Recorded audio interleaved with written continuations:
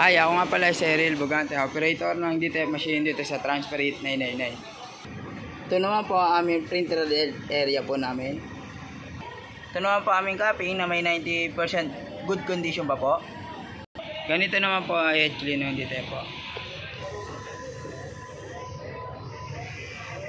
After edge clean po nasa ng wiper. Ito naman po ang nozzle jack ng DTF po namin. Ito po naman yung white. Ito naman po yung color. Ito naman po ang aming ink system label. Tama lang po. Ito naman po ang waste lang area po namin. Ito naman po aming ABR. Ito naman po aming ground wire. Nakadikit po siya sa wall. Ito naman po ang in-use ink namin. Nakalagay sa basket ng maayos. Ito naman po ang stock namin ng DTF powder. Good for 1 month na po ito. Ito naman po ang stock ng DTF ink. Good for 1 month na rin po. Ito naman po yung Kuyi solution. So ito naman po yung pill namin. Good for 1 month na rin po. Ito naman po ang weekly physical inventory po namin. Ito naman po ang consumable withdrawal po namin. Ito naman po ang daily output record namin.